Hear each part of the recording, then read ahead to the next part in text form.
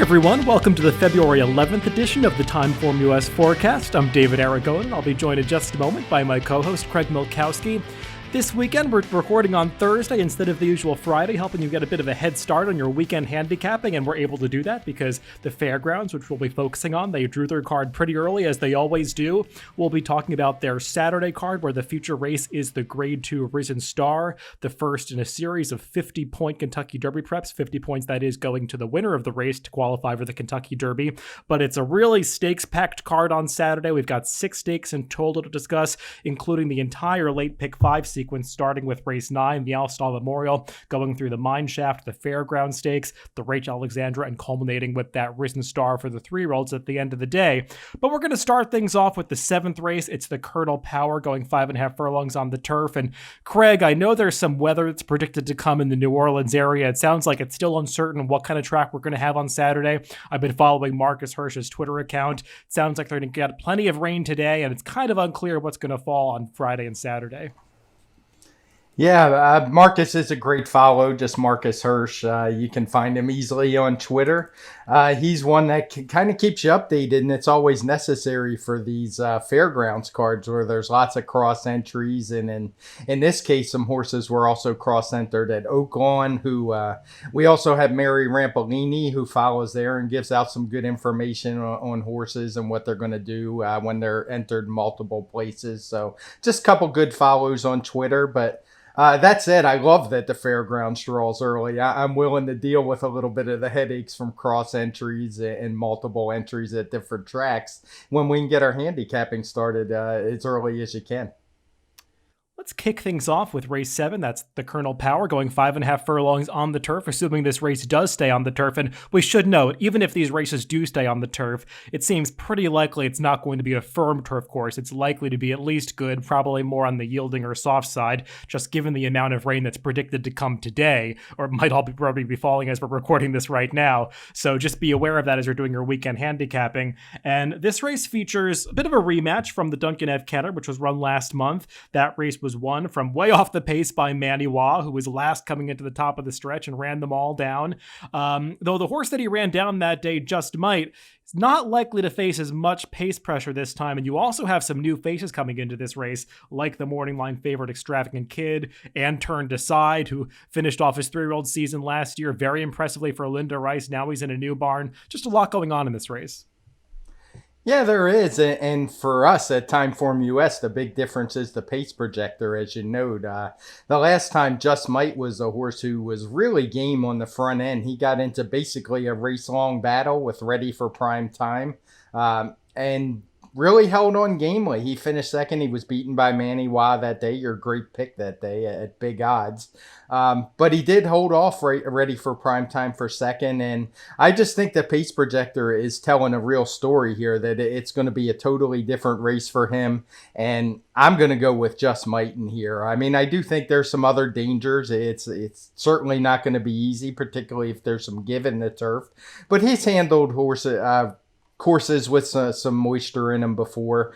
Obviously, the horses to beat are Manny Wah, as we've talked about already, though I do think the pace is going to hinder him a bit. Even on dirt, he's never been a horse with a lot of speed, and he does look like he needs to set up.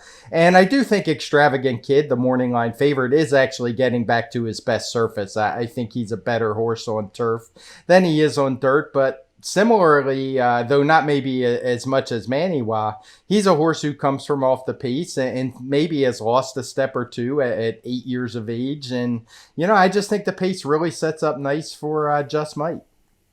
Yeah, I have no argument with that. I mean, the pace projector, it looks like it's really going to favor him. And also note that the number 2, Bengo, who's one of the few horses that looks like he might be able to get somewhat close to Just Might in the early going. I'd have to imagine that his connections entered him thinking maybe this race might come off the turf, because he really doesn't look like a turf horse. So if he scratches and this race is on the turf, that even makes it a more favorable situation for Just Might.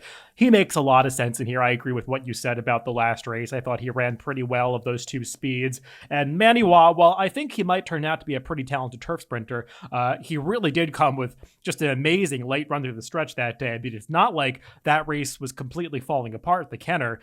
He was really the only horse that was making that kind of run from the back of the pack. So even though the pace was honest on the front end, it did pretty much hold together except for Maniwa making that big late run. So I wouldn't discount Maniwa too much coming back in this race. The one negative with him is that I got a big price last time. He's going to be probably a third of that price in this race. So you never want to take horses that you cashed a big bet on and stick with them when they're much shorter prices. That's just bad value most of the time.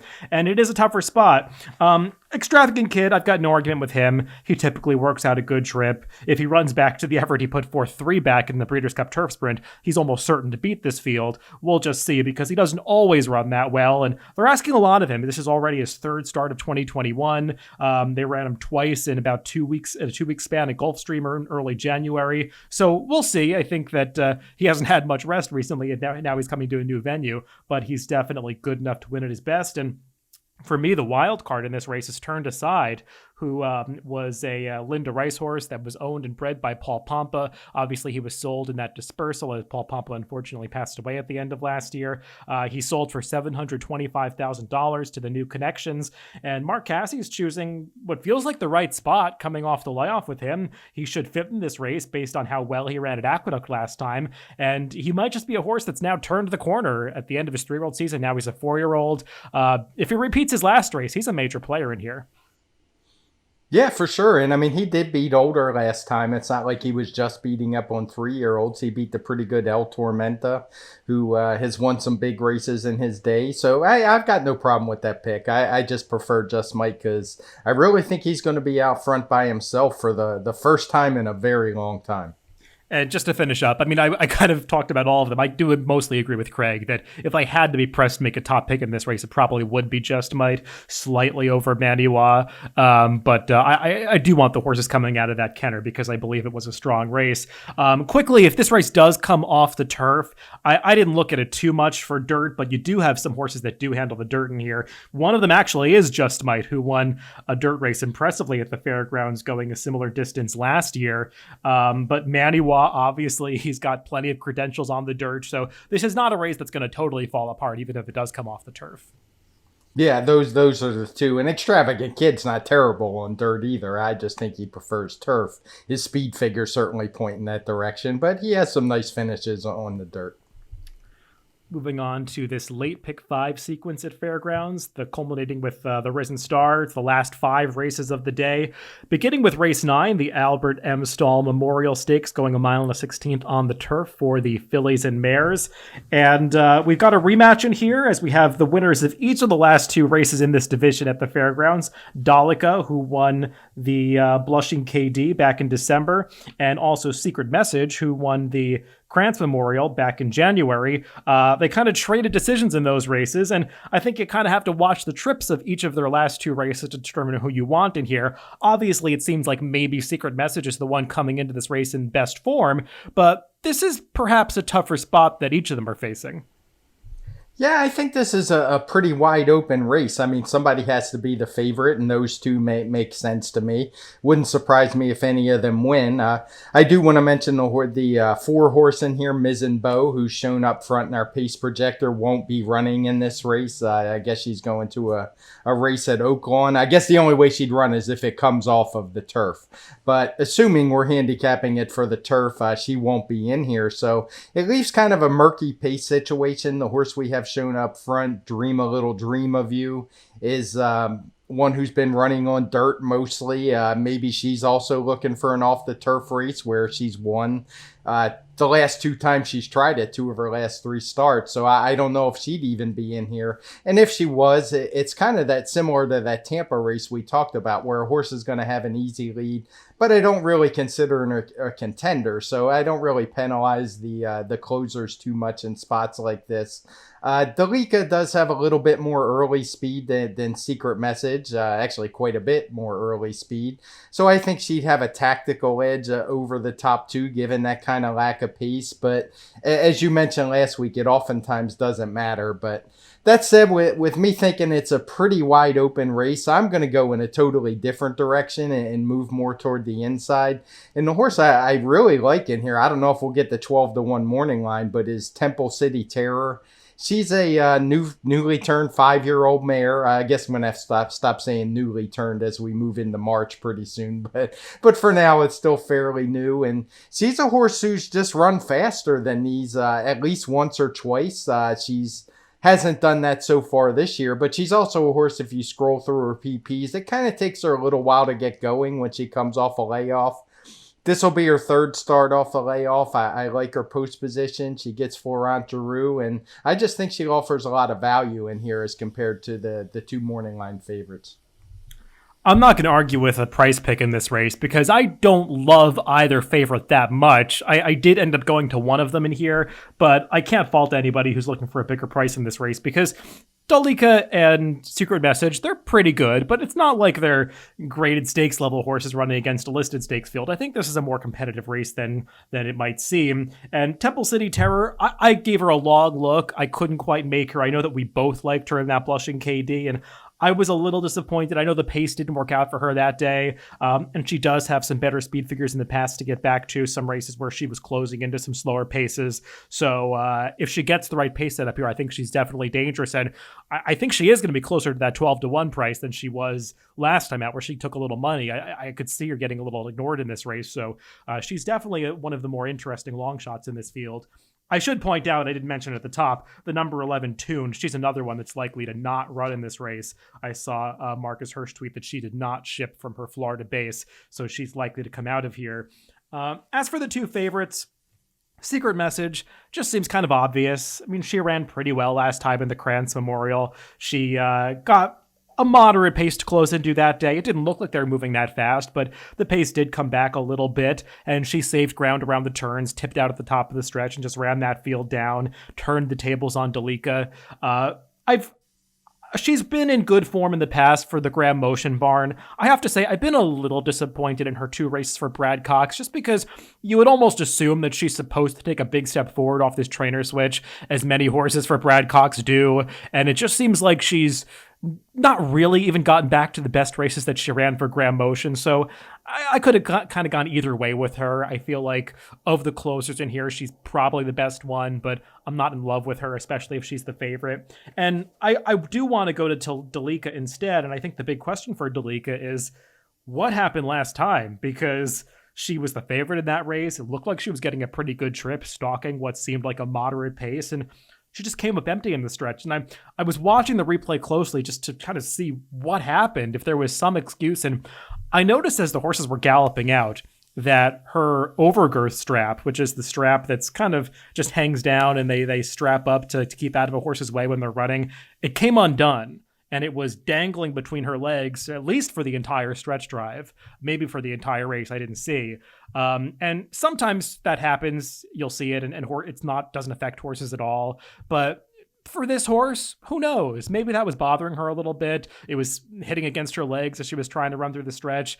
But to me, maybe that's an excuse because she had run so well last time. It's not like there was an issue coming out of that race because now she's running back in just 4 weeks. So clearly she's training fine coming out of there. And maybe that was bothering her last time. And if she runs back to the race that she ran in the blushing KD2 back, that was superior to Secret Message. And I think she's got more tactical speed. She'll get the jump on her main rivals. So I'm going to go back to Dalika this time.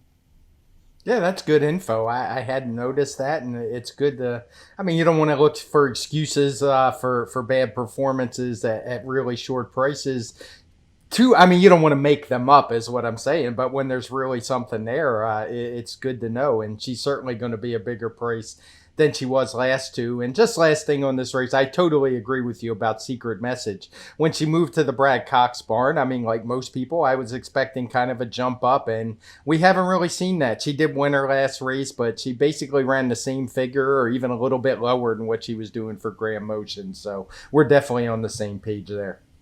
And one more horse in this race that I want to briefly touch upon that's just a big price, and Craig talked about a long shot. I guess if I had to choose a long shot in this race, it would be the number 10 Joy Epifora, who has not done much admittedly in her races in the US so far, but her one turf race she was badly compromised by a slow pace at Saratoga. And while that was just an allowance race, it was a pretty good field. I mean, she was beaten by Sweet By and By, who's a graded stakes level horse, as is Blowout. I think she just barely lost the grade 1 matriarch at the end of the year. Catch a Bid is a stakes horse. So she was facing a really good field that day. She had no chance given the way the pace set up. She has some good turf races from Argentina previous to this. So I just think she's a little interested in getting back on turf. She might not be good enough, but she's going to be a big price in here. Yeah, in that race at Saratoga, she ran a 112 speed figure, which is actually a point higher than what Secret Message ran, winning last time at this fairgrounds track. Moving on to the second leg of this late pick 5 sequence, it is race 10, the grade 3 mineshaft, going 1 mile and a 16th on the dirt. And the heavy favorite in this race is likely to be the undefeated Maxfield, who was aimed at this race as kind of the second option because he originally was supposed to run in the Pegasus World Cup. I know he had a slight setback, so they rerouted to this mine shaft as the plan B, and they'll bring him along a little more slowly than trying that tough field that contested the Pegasus. Obviously, this horse has done nothing wrong in his career. He did what he was supposed to do off the long layoff in the Tenacious last time, but there's no doubt that this is a tougher race, that he's going to get more of a class test this time.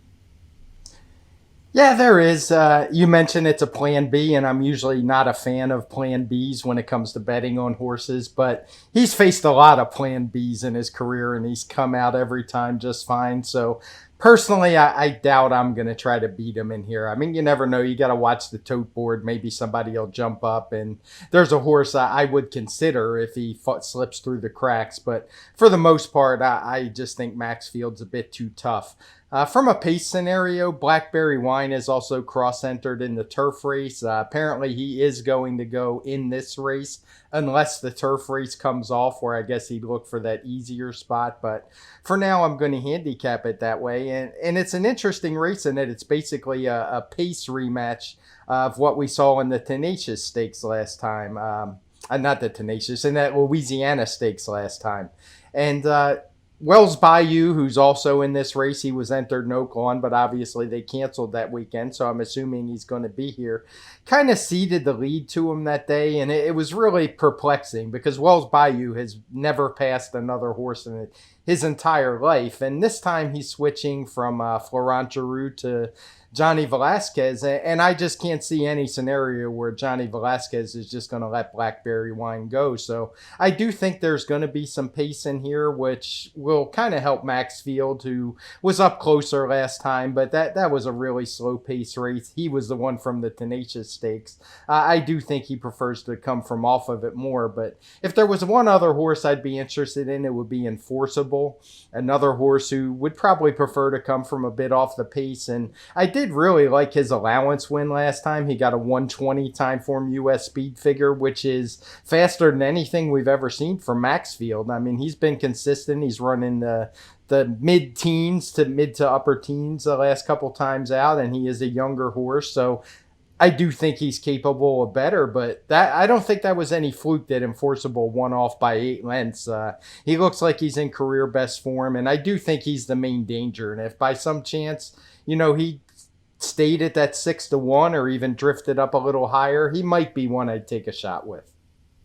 So I'm not against Maxfield by any means, but just he's not a horse that's ever run one of these speed figures that suggests that he's quite at the level of the best horses in this division quite yet. Obviously, he's got the potential to get there, and he's maybe slightly faster than most of his main competitors in this race, but not so much faster that he's supposed to be the odds-on favorite. I think you're just expecting that he's going to take that step forward second off the layoff, and he very well may. That's a valid assumption because he took a big step forward the one other time that he was able to put races back-to-back as a 2-year-old. He ran so much better on short rest in the Breeders' Futurity than he did in his debut. So, I mean, applying that logic, he might be able to take a big step forward second off the layoff in this Grade 3 mine shaft. It just remains to be seen. I was I was expecting to be a little more impressed than I was by his tenacious. He was a little headstrong early and he was very keyed up before the race. So maybe that took away from his finish a little bit because it's not like he was really getting away from horses like Sonneman and Dinar at the end of that race. So perhaps if he's a little more settled now, second off the layoff, he'll be able to finish better as he has in prior starts. But I just have enough questions about him that I'm willing to take a shot against him at what figures to be a very short price. And I think the obvious horse to go to and where I've landed is the number one Enforceable.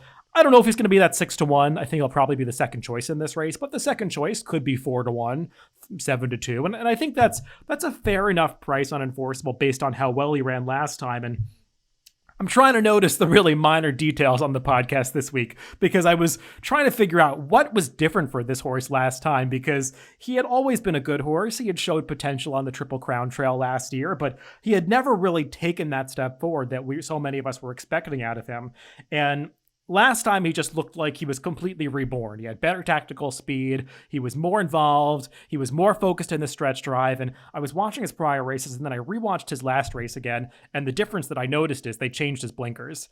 Beforehand, he had been running with just like quarter cup blinkers, pretty normal set of blinkers that don't really close off the eye that much. And last time, they put on a full cup blinker. And you can watch in the replay, it's noticeable that his eyes are almost totally covered. And he's basically forced to look straight ahead. And this is a horse that's been known to look at the stands, look at different parts of the racetrack, not be totally focused on the task at hand. And he just seemed so much more focused with those full cup blinkers last time.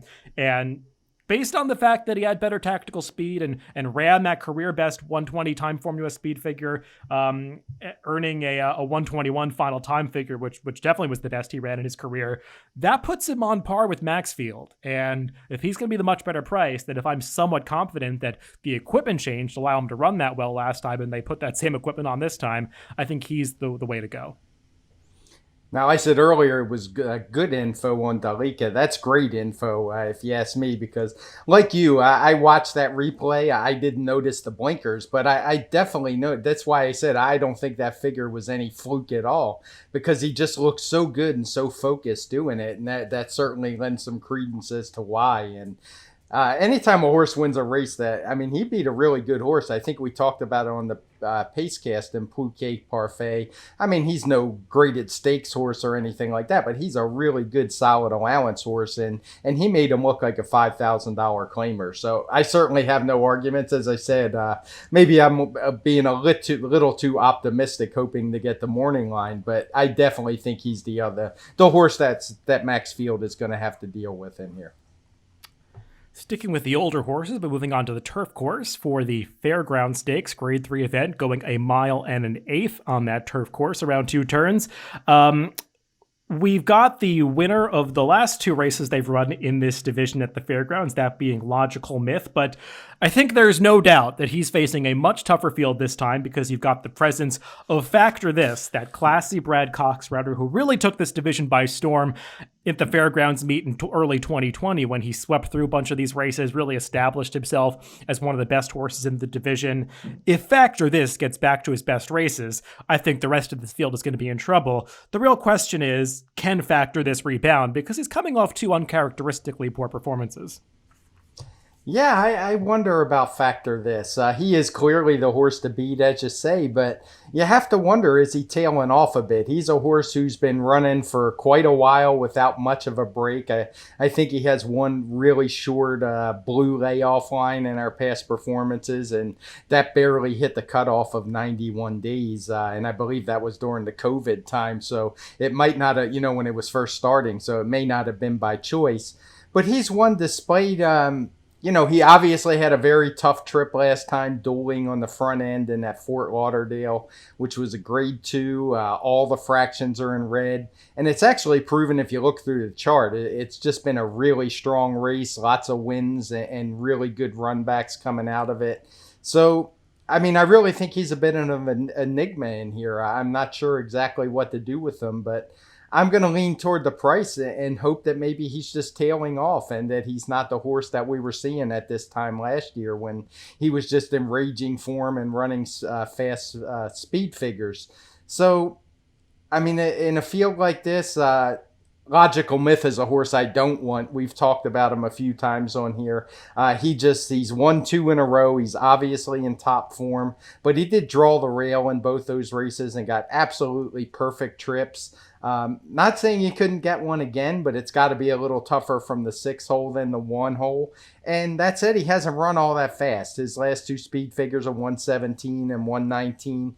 Make him, I guess, a contender in here if you don't think Factor This is going to run his best, but certainly not a horse who is a strong, just a horse who looks super strong on paper. So those question marks in mind, I'm going to go in a totally different direction and go to almost to the inside and go with Set Piece. I know I've mentioned him a few times as a horse who's just been killing it on the synthetic surface at Turfway Park. He's won his last easily. He's run some huge 125 range speed figures those times, but he's a horse that he very well may be a synthetic track specialist, but he does have a big turf win his first time here in the States, where he overcame a slow pace, beat a solid field, and at the price he's going to be, I'm going to take a shot that it's not just the synthetic that's making him look so good. I think he's in really good form, and at that 10-1, I think he's going to get some pace to run into. Should get a good ground saving trip from Florent Giroux,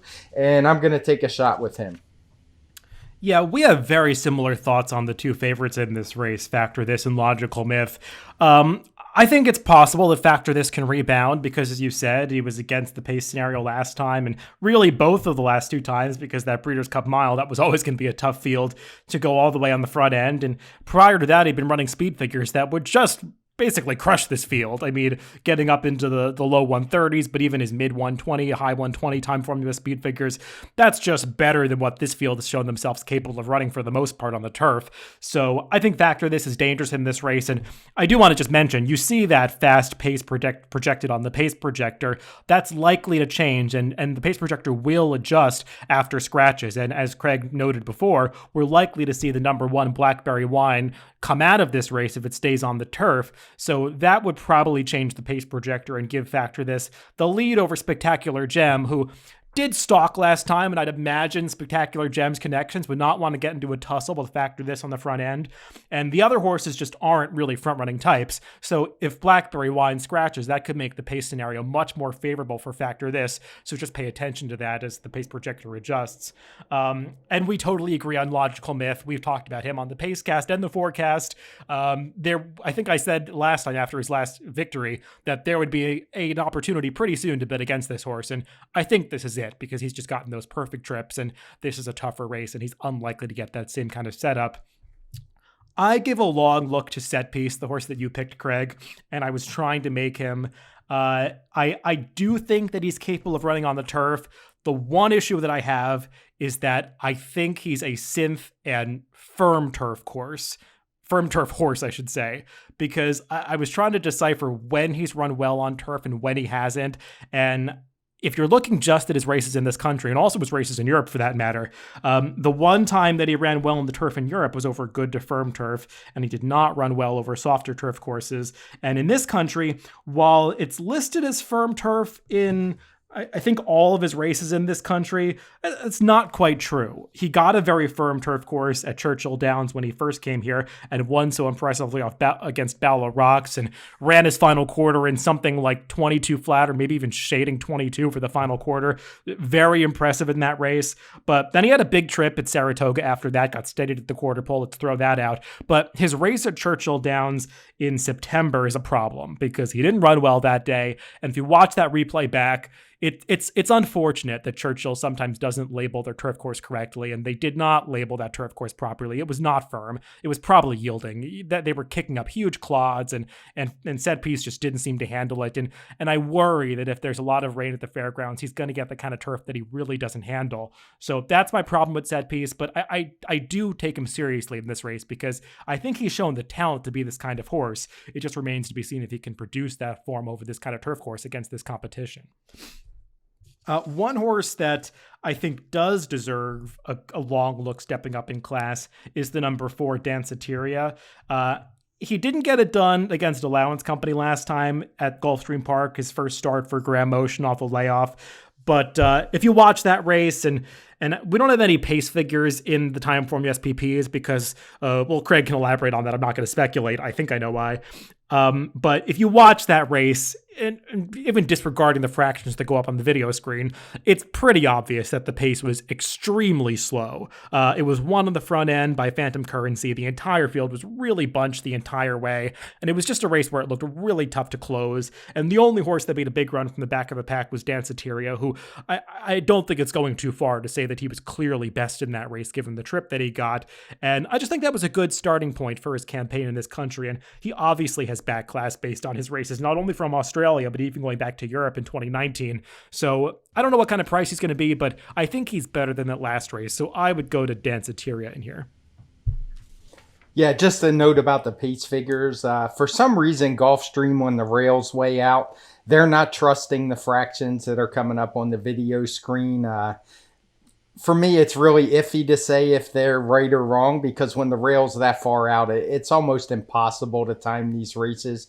Particularly, I think for that race, they didn't even know what the run-up was. It's listed as 0 in the chart, and there clearly was some run-up. So I just did the best what I could, and I do what you do. I look at the race flow, and I definitely think he's a live long shot based on that. As you said, Phantom Currency went wire to wire, but some horses who were off the pace, notably Sand Dancer, has come back to run pretty well since then. So I've got no problem with Danceteria. He's going to be a big price, and it wouldn't surprise me at all if he runs well.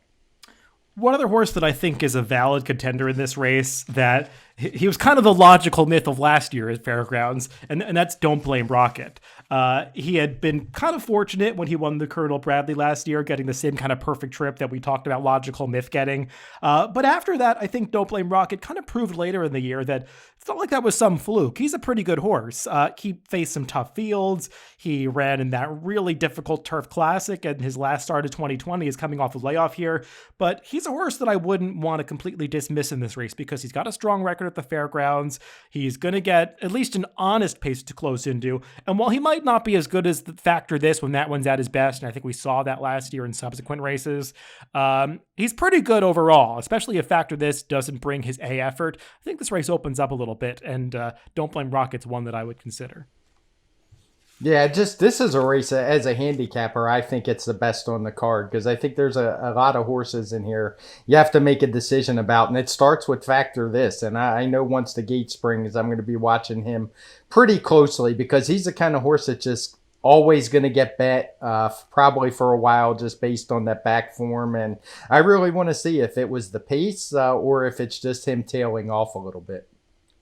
Now, if you're playing this late pick 5 sequence, and it's a pretty daunting sequence, we're talking about how many of these races seem to be wide open, I think the race that you're really hanging your hat on to get through it with an affordable ticket is this Rachel Alexandra, because it does seem like the contenders are pretty clearly superior to some of the other horses in this race. And the list of contenders obviously starts with the morning line favorite, the number 8 Travel Column. She was a very impressive winner of the Goldenrod last year. I'd suggest you go back and watch the trip that she got in that race because there are so many things to note about it. She was off slowly. She moved up in traffic. She altered course multiple times in the stretch, appeared to lose momentum, regained it, and still won the race. If she repeats that effort, she's going to be pretty tough to beat in this spot. Yeah, she is. It was definitely not an ideal trip that day. She wound up beating Clairiere by a length, who's also in this field in the second choice. But speed figure-wise, I mean, it wasn't great like it towers over this field, but I do think she ran better than her speed figure shows and that she is the horse to beat in here. But that said, I don't think this is a walkover by any means. I think it's there are some other horses. Clairiere didn't have a great trip that day either. She did get the jump on Travel Column, but it wasn't ideal. And keep in mind, these are 3-year-olds, so form can be changing pretty quick with them. I do worry a little bit with Travel Column that she basically ran the same speed figure all 3 times out. If I was a fan of her looking forward for the Oaks, I would really hope she jumped up again this time because the figure she's running is not putting her anywhere near what we saw from the 2-year-olds last year. But we haven't really seen that from any of the 3-year-old fillies so far this year, as all the others who were at the top of the division haven't been seen yet. So That said, I'm going to go a little bit different elsewhere. Admittingly, if I do play a pick five, I will certainly use Travel Column. But another horse I'm interested in using is Super Sensational. She was a horse who went off. I don't remember if she was the favorite. I think she was in the Silver Bullet Day. If not, she was a pretty close second choice. And I just think she had a really tough trip that day.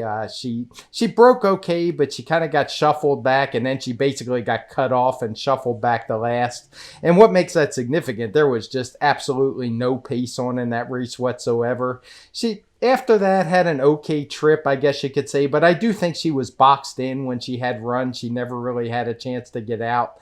And by the time she finally did, the winner, who's also in this field but drawn far outside, Charlie's Penny, just had too much left given that slow pace and she couldn't run her down. So just as a value play, I'm looking at Super Sensational to maybe be able to beat Travel Column while freely admitting she's probably the horse to beat. But I just have to bet that trip back. I remember watching it live and thinking she was just much better than the result was going to look. Even though she did get up for second, she was beaten by Charlie's Penny, who was a pretty big price that day. But I think it was largely trip related. I think she handled the dirt just fine. And I'm just hoping for a better trip. And Travel Column is parked pretty far outside as well. So no guarantee she's going to get a great trip from there. Yeah, we should note the winner of the Silver Bullet Day, Charlie's Penny, is expected to scratch out of this race. She had a minor issue, and she'll be out for a little while, so she's off the Kentucky Oaks Trail. I agree with you about the trip of Super Sensational. My problem with Super Sensational, and the reason that I ultimately went against her in this race, is that Silver Bullet Day was such a weak race. I mean, there was a favorite in that race for the Brad Cox barn that hadn't really run that fast, and she didn't show up. And I mean, you can look at the PPs of Charlie's Penny. She's just okay. And even though Super Sensational didn't have a great trip and they made a tactical error last time, I feel like they squandered the opportunity when she was supposed to win. And now this is the tougher spot. And maybe she would have eked out the victory that day if she had gotten the right ride. But I still wouldn't like her in this race, even if she had won last time, because that was just a weaker race than the Goldenrod that the other fillies are coming out of. So I don't know. If she's close to that 8-1 price, I'm not going to fault anybody for taking her. And she did show some improved speed figures and some real potential at Woodbine last year. So I think it's possible she could translate that form to the dirt. I just kind of wanted to go in a different direction. And I mean, I'm not being clever here. I picked Travel Column. I don't think she's going to be 2-1. I think she'll be closer to even money, and she probably should be because she deserves to take more money than Clairiere based on the respective trips they had last time. Clairiere was wide in the Goldenrod, but she didn't have the same adversity to overcome that Travel Column did. So kind of going logical, just picking those two favorites in order with maybe Super Sensational, a distant backup. But I was expecting a pretty logical result in the Rachel Alexandra. Yeah, I've got no problem with that. If I do play a pick five, I would just use the 2 and the 8. I see it hard for finding a way that the 1 could turn the tables on Travel Column. I just think she was a lot better that day. So we don't really disagree that much. Maybe I'm looking a little too hard for some value here. Let's finish things up with the feature race at Fairgrounds on Saturday. That is that Derby Prep, the Grade 2 Risen Star, as these 3-year-olds stretch out to 1 1/8. We had 13 horses enter, but we're likely to have at the most a field of 11 because keep me in mind, his connections have decided that he's not going to ship to the Fairgrounds. They're going to keep him at Oaklawn and wait for that rescheduled Southwest Stakes, which will not be run on Monday. It's likely to be run next Saturday. And also Defeater for Tom Amos. He's likely to participate in an allowance race where he was cross-entered earlier on this card. So neither of them are going to run in this race, but we still have a field of 11. It's a pretty wide open race. We've got a bunch of horses coming out of the Lecomte, the prep for this. We also have a pretty impressive horse coming from Remington Park, that being Senior Buscador, one that's one of the more exciting horses on the Derby Trail, but he's going to get a real class test in here. So many ways to go in this Risen Star. There are, and it should be noted, the horse you mentioned that's going to Oaklawn was the 3-1 morning line favorite, so kind of plays havoc with the morning line. I assume Mandaloon will be the presumptive morning line favorite if they get around to adjusting that. I don't know if they do that or not, but I think this is, again, a really interesting race, and I have to go with Senior Buscador. Hopefully I'm not letting my heart get in the way since I watched that race live from the rail. but I was just really impressed with him that day. I do admit when you look back through the chart of that race, the figures look a little bit shaky. The run backs haven't been great, but there were a ton of routes run that day, including immediately before and immediately after that race, and the figures have all been fine from that one. So I don't have a big problem with the one, I think it was 116 speed figure Senior Buscador ran that day. But I mean, the reason I'm going with him, his finish was just incredible to see. And you can look at his figures even if you don't watch the replay, you can see the race looked like it was falling apart, which normally is a reason you would want to knock a closer. But his pace and speed figure line is just something you don't often see, where the race pace was slowing down and then he alone sped it back up, because he was only doing a 98 after 6 furlongs, where the race was still like a 110. The leaders were obviously backing up, and he basically brought the race back up. He finished off with a final time figure of 116 and was just absolutely flying. And I just think this horse is the real deal. I know he's coming from some smaller places. He's won at Remington twice. He's trained by a guy who normally trains in New Mexico. Granted, he's really dominant out there and wins a ton of races, but we haven't seen him on the big scene because he hasn't had a whole lot of horses that would be able to compete at this level. But I think Senor Buscador is one of them, so I'm going to go with him. As to the favorites, I mean, I don't have any real knocks on the horses from the Lecomte. I thought Mandaloun ran fine. I didn't particularly like him that day. I thought he was overbet. I think we both picked the winner that day on the forecast, Midnight Bourbon. But he ran fine. He had a wide trip, was only beaten a length. Proxy ran okay. He was beaten a length as well. And Midnight Bourbon had things all to himself on the front end, but he did earn it. It's not like he was crawling. It was just kind of an average pace that he was let go. So none of those would surprise me, but I'm looking for Senor Buscador to be able to run him down. Yeah, I should mention, I did a video on this race for DRF, tied to a TimeformUS Road to the Kentucky Derby series, if you haven't seen that, where I do a real deep dive into some of these horses' PPs. So I won't go into all the things I talked about in that video. You can check it out if you want, but I'll just comment on some of the horses that Craig touched upon and the ones that I like. Senor Buscador, I agree with you about how visually impressive he was last time and how well he ran within the context of that race. I just think that's indisputable. You don't really see horses win dirt races like that. I mean, I'll say it. He looked like Zenyatta. It's just very unusual to see a horse win a dirt race coming from that far back with that kind of finishing speed. I don't think that 116 is held up, but what I will say is, let's say it's 8 to 10 points too high, which seems fair based on the runbacks. Even if he got a 106 or 108 TimeformUS speed figure, he'd still be a major contender in this race. I don't think that really changes too much. So I respect him. I picked him second in this race. He does have to stretch out to the mile in an eighth distance. That's a question mark, but he's bred to do it. I mean, there's stamina on the dam side. He's a half-brother to Runaway Ghost, that other very good New Mexico-based horse who did win the Sunland Park Derby going the same distance when he was a 3-year-old. So I think he's a contender in here, and it just depends on how the pace shakes out to see if he can produce that late run, but I'm using him. As for the horses coming out of the Lecomte, Midnight Bourbon ran fine. I thought he was game to win that race, but he had everything go his own way on the front end. The pace was moderate. He got the kind of trip that we expected him to get, and that's part of the reason we liked him in that race. And Mandaloun ran fine. He improved his speed figure, but he was still a little disappointing considering how much he was expected to improve based on how much money he took.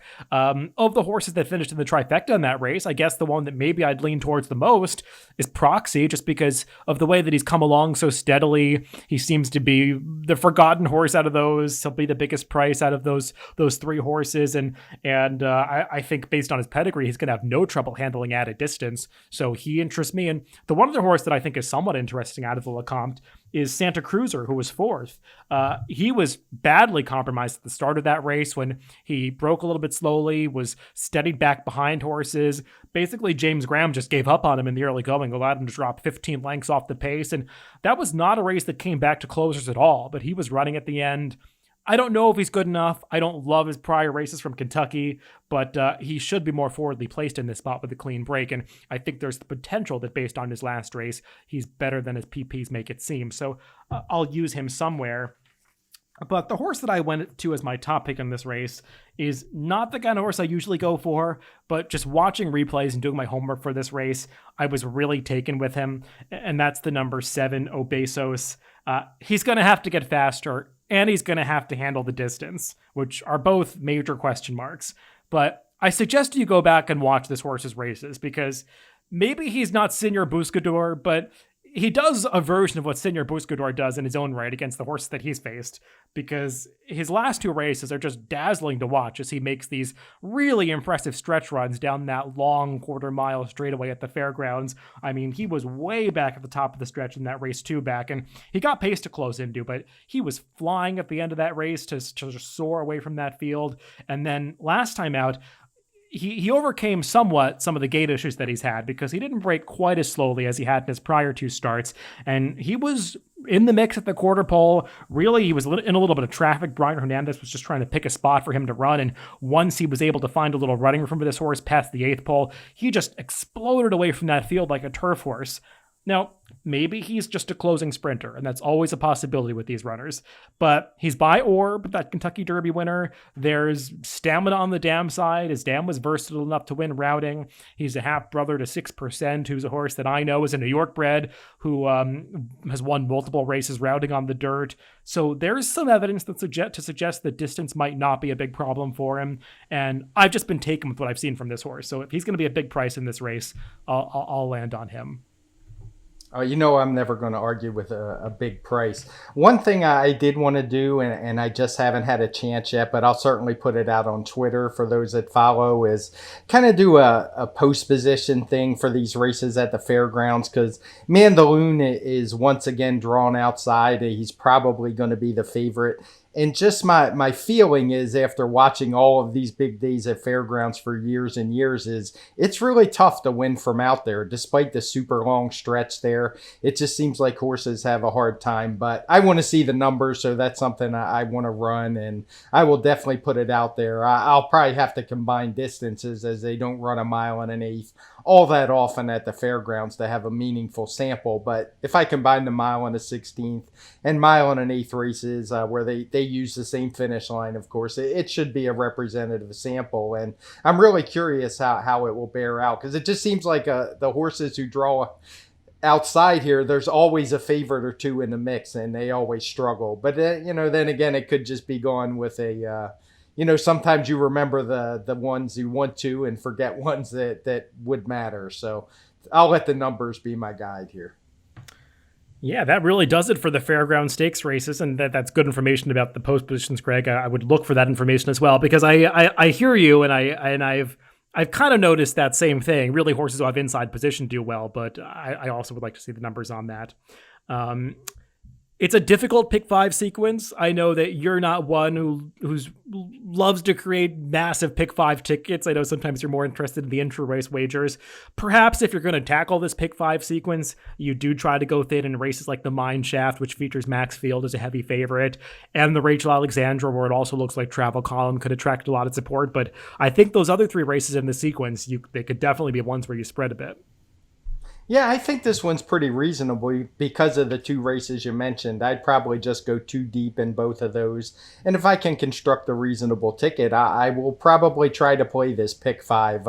As I told you, it's freezing cold here, which is part of why Oaklawn has closed. We're going to get a ton of snow dumped on us on Sunday, but I imagine for the next several days there'll be a lot of time spent indoors, and I can guarantee you on Saturday I'm going to be parked in front of the television watching and betting horse racing. So looking forward to this card. The Fairgrounds always puts on really good cards for these Triple Crown prep days, and there'll be one more of them coming up, so fun times. Same here for this weekend. It's cold temperatures, snow falling in New York, so I think we'll be doing the same activity this weekend. Everybody, thanks for listening this week. Remember, you can always catch us on DRF.com, Spotify, iTunes, YouTube, and SoundCloud, wherever you get your podcast. Just make sure to subscribe to that Daily Racing Form channel. So thanks for tuning in, and we'll be back on Tuesday to do the TimeformUS Pacecast to recap all of these races and plenty more from around the country. There's big cards at Laurel. There's interesting stakes at Santa Anita that we didn't get to handicap on this podcast, but we'll recap all of that on the TimeformUS Pacecast upcoming on Tuesday.